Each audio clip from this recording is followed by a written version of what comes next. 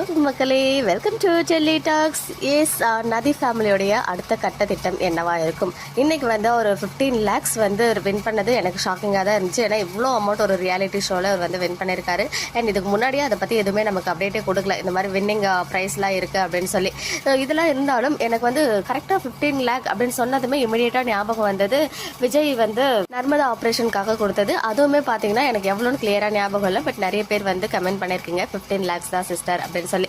So self respect தான் important அப்படின்னு இருக்க நம்ம சாரதாமா கண்டிப்பாக எனக்கு தெரிஞ்சு எல்லாரும் டிஸ்கஸ் பண்ணி அந்த 15 lakh திருப்பி கொடுத்துடலாம் அப்படின்ற ஒரு மைண்ட் செட்க்கு வருவாங்களோன்னு தோணுது. அது மட்டும் இல்லாமல் குமரன் தொலைச்ச காசை அவருடைய உழைப்பால் மறுபடியும் வந்து ஏர்ன் பண்ணி கொண்டு வந்த மாதிரி காமிச்சு ரெண்டுத்தையும் வந்து அப்படியே காம்பன்சேட் பண்ணிட்டாங்க. இருந்தாலும் ஒரே ஒரு சின்ன வருத்தம் இருந்துச்சு. ஏன்னா விஜய் வந்து யாருக்குமே தெரியாமல் அதே இடத்துல ஒரு மூலையில் நின்று அவரோட வெற்றியை அந்த அளவுக்கு ஒரு மனசால வந்து கொண்டாடி கிளாப் எல்லாம் பண்ணி சேரப் பண்ணியிருந்தாங்க. பட் இருந்தாலும் ஸ்டேஜில் வந்து அவர் பேசிகிட்டு இருக்கும்போது ஒரு வார்த்தை, இது எல்லாத்துக்கும் மூல காரணம். ஏன்னா அவருக்கு வந்து கதாநாயகன் அப்படின்ற ஒரு ஷோ இருக்கிறதே வந்து விஜய்னால தான் தெரியும் இல்லையா? அது மட்டும் இல்லாமல் அவரை மோட்டிவேட் பண்ணிகிட்டே இருந்த அவருடைய காஸ்டியூம்ல இருந்து ட்ரெஸ்ஸிங் சென்ஸ்லேருந்து எல்லாத்தையுமே கம்ப்ளீட்டாக சேஞ்ச் பண்ணியிருந்தாங்க. ஸோ அதுக்காக என்னதான் வந்து விஜய் மேலே அவருக்கு வந்து அவர் சைட்ல இருந்து கோபம் இருந்தாலும் அந்த இடத்துல ஒரு கிராட்டிடியூட் ஸ்பீச் கொடுத்துருக்கலாம். இது எல்லாத்துக்கும் மூல காரணமாக இருந்தது விஜய் என்னுடைய ப்ரோதா அப்படின்லாம் சொல்லுவாருன்னு நினச்சேன். ஜஸ்ட் ஒரு குட்டியாக ஒரு ஃபியூ மினிட்ஸ் அதை பற்றி பேசியிருக்கலாமோ அப்படின்னு தோணுச்சு.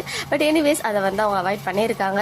என்னுடைய ப்ரெடிக்ஷன் வந்து ஃபேமிலி இந்த அமௌண்ட்டை விஜய்க்கு கொடுக்கலாம் அப்படின்னு பிளான் பண்ணுவாங்க. இதை வந்து விஜய்க்கு எடுத்துகிட்டு போய் கொடுக்குற மாதிரி காமிச்சாலுமே விஜய்க்கு வந்து ரொம்ப கில்ட்டாக தான் ஃபீல் ஆக போகுது. அப்படி அந்த மாதிரி ஏதாவது தாட் வரலன்னா புது பிஸ்னஸில் இன்வெஸ்ட் பண்ணுற மாதிரி, ஈவன் அந்த அப்பளம் பிஸ்னஸில் கூட ஆல்ரெடி எல்லாமே விஜய் மேலே தான் இருக்கு இல்லையா? அந்த லைசன்ஸு, அப்புறம் அவங்களுடைய அந்த லேபிளில் வந்து விஜயோட பிக்சர் தான் இருக்குது. ஈவன் அந்த ஒரே ஒரு லேபிள் தான் வந்து வெண்ணிலாவை இங்கே கொண்டு வந்து நிறுத்தி இருக்கு.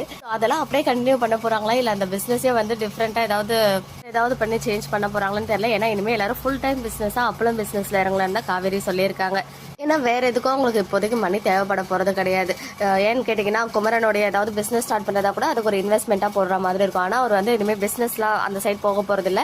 ஆக்டிங்கில் கதாநாயகன் டைட்டிலே வின் பண்ணியிருக்காருன்னு சொல்லும் போது சீரியலோட ஹீரோ சான்ஸ் அந்த மாதிரி இருக்கிறதுக்கு வாய்ப்புகள் இருக்குது. ஸோ அப்கமிங் வீக்கில் மாமி என்ட்ரி இருக்க போது அவங்களுடைய ஃபேமிலியை காமிக்கும் போது அவங்களுக்கு சன் ஆர் டாட்டர் இருக்காங்களா அப்படின்றது ஒரு பெரிய கேள்வி.